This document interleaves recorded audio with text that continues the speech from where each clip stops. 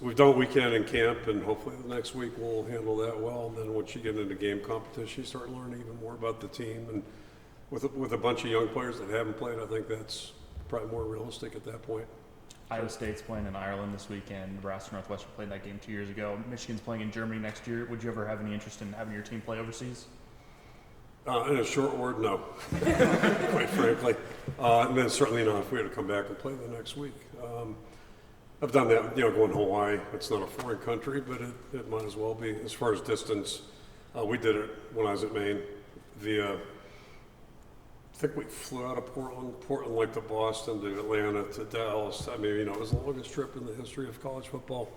And we came back and actually won the next week. So I think it was our first win of the season, my first year there. But it's a lot of wear and tear on the team, especially on the return part of it. So me personally, to me, the regular season, I'd rather be playing closer to home than further, and that's what bowl games are for. Kirk, when it comes to Mark Gronowski, you've talked about him kind of slimming the gap a little bit as far as throws and stuff. I guess now that you've seen him throughout the last couple of weeks, I mean, where do you kind of feel like he's at now? And obviously he had some fumble issues during. Yeah, no, he's continued to feel more comfortable, and I don't want to say grow, but yeah, I guess grow is a fair word. He wasn't out there in the spring, as we all know, so that put him behind a little bit. But I think he's gaining more comfort. He's already a pretty confident guy, but he's gaining more comfort. And I could say the same thing about Hank. He's done a really good job too. And the fact that he was here in the spring, I think that shows a little bit. He's a little bit more, probably a little smoother with everything. But both those guys have really, I think, done a good job. Jeremy's a little bit behind. Talked about, Bryce being kind of the same thing. It's a little bit of a gap there. But seeing a lot of good things with him, and so the whole group's really doing better than maybe we would have anticipated. And once we start playing games, hopefully we'll see that accelerate even more.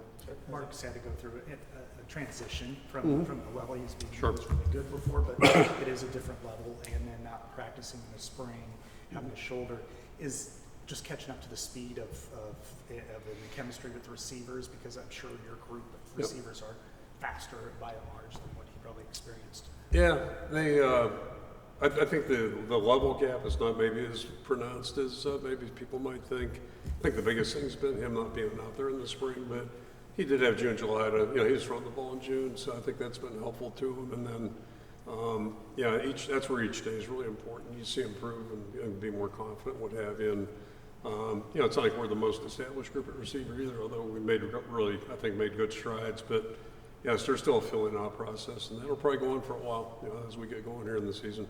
At corner, does anyone really feel like kind of separated themselves in terms of that group? No, it's still probably the 1, 2, 3 are pretty all muddled in. They're pretty good. TJ missed some time with an injury. I think he was out, wasn't he, during the open day? But he's back healthy now, so I think it's still those three guys, and then we're going from there. But the whole group's improving. 3 in terms of Deshaun and who's the third? Jalen being the third guy. Mm-hmm. Yep, number 3, coincidentally. Yeah. So, yeah. Has Barrow showed you anything coming in? He has. Yeah, he's talking about new guys, right? He's the same way. He's getting more comfortable and certainly better this past week than the first week. So I think he's playing a little freer and a little faster, and he's an older guy, physical guy, and pretty aggressive. We know when you get in season, you're very big picture oriented, but you're kind of focused on task at hand. I guess, would you ever consider hiring, like an analyst maybe mid-season, or is it right when the season gets going, like you're just really locked in with the day? Analyst for what? For me, an analyst for me, analyze me a little bit. Yeah, no. I mean, our staff's in great shape. I prefer to get all that settled, and I really don't. We've had visitors in and out of camp, and that part I really value. It's great to have outside voices. I always welcome what other people see when they come in and watch, and those types of things. But the football part, I think we got that covered, good, bad, or indifferent. I think we got that covered, and it's kind of like a team. You don't want to, I don't think, be disrupting things. Like, we got our guys, and feel really good about the staff.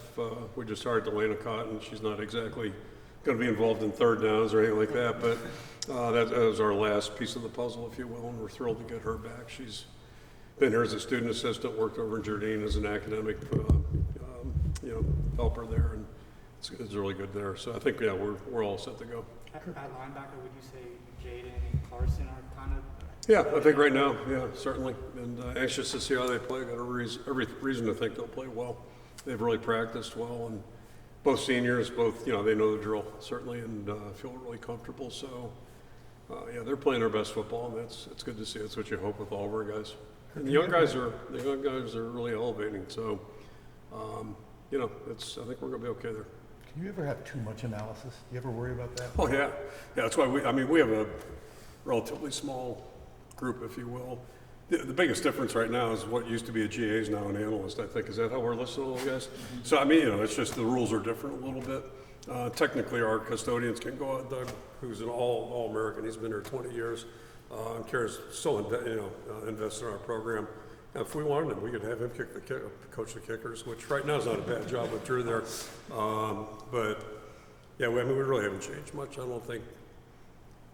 Keller left and Billy came in, so I think we've added one person in terms of numbers. We've got new faces, but one person compared to last year at this time. And I think as college stands go, we're probably on the lean side. I prefer it that way. I think I always worry about mixed messaging, kind of like parents. Sometimes kids know how to play each other, parents off each other, and I think it's better if you have more consistency with fewer voices, gives you a chance there.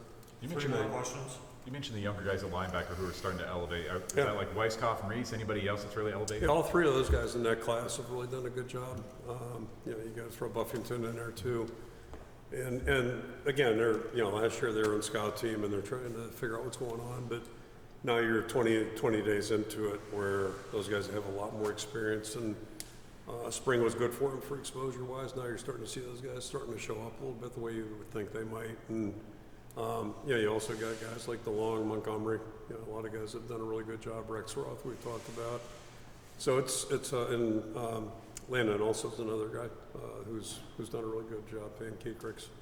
So I think it's overall it's a pretty healthy group. We don't have game production with the group, but we have guys that I think that are capable. Is Terrell Washington Terrell? TJ? Well, I was confused when you say TJ. Is it TJ Hall or? No, I'm sorry. Oh, okay, I'm sorry. Well, both TJ, to that point, both TJs are both back. TJs. Yeah, Okay. they're I just both. wanted to Yeah, Terrell is TJ. His dad's Terrell, but anyway, Okay, I was thinking you're gonna say no, he's not back. He played defensive end. But both TJs are back, and coincidentally, I thought that way both TJs were out. Okay. Yeah, so but he is back. Yeah, he's been back this week. Today's Thursday, and he looks good. He's practicing really well. Kirk, you have by far the most difficult home schedule in the Big Ten, and probably second or third most difficult across the board. And I look at Not laughing at you, but anyway. but I'm looking at the Big Ten at large, and the teams that have been added recently. You're 18 teams deep. What's the advantage of playing in the Big Ten, where your access at this very moment is pretty limited to get to the tournament versus maybe a Big 12? I mean, in general terms, what's the advantage of playing in the Big Ten when you have that kind of It's a great conference. It's always been a great conference. It's always been competitive. Go back 20. I mentioned earlier. I mentioned in India in Las Vegas that I was here when it was 10 teams. So I remember those days too. But it's always been competitive. It's always been tough. We've never really started out in lane one. Never have, but we've been able to get there and finish there. So. You just know you're going to play 12 games. They're all going to be tough, and people might say our opener's not tough. Well, we had a pretty good team in 09, and that was a miracle win. Not even and that don't count on that happening again. But if you don't look at every game the right way, that's what could happen to you. You can end up in a bad way. So right now I hear our schedule's tough, but. Realistically, I don't think anybody knows in August what it's going to look like, and we certainly don't know what it's going to look like in October, November. So, you just take it a week at a time. Cliches, but cliches are true for a reason. And, we just got to try to do our best. The thing we have to worry about is our growth and our improvement. And if we do that, historically, we've done okay. When we don't grow, we don't improve. That's where injuries you can't do anything about, and then what you don't know is what the other teams are going to have. How it's going to mesh out for them, chemistry-wise, injury-wise, all those types of things. And I think it's more true in today's world just because of all the, everybody's jumping around. And even if I took a break this week and looked at Major League standings. And I'll tell you why. Milwaukee won their 14th straight or 17th straight, something like that. It hadn't caught my eye. So I was like, okay, interesting. So I went to, you know, that little thing where the baseball standings, 3 top teams, if I think I'm correct, Milwaukee, Detroit, and who's the other one there? None of them are, it's not Detroit, or excuse me, not LA, or, who's the third? Toronto's been up there. Yeah, Toronto, okay. But none of them were big market. It wasn't New York and it wasn't LA. It's like, how'd that happen? So, but it must be good scouting, good coaching, good player development, I'm guessing. And I'm sure they went out and got the right free agents. But so, yeah, I mean, the point is, like, you know, you just never know. And baseball's got a, in my opinion, like compared to the NFL, they got a screwed up system. But even now, it's ain't the Dodgers and Yankees. Maybe in October or November, whenever they finish. But yeah, so you just worry about playing and getting better. That's all you can do.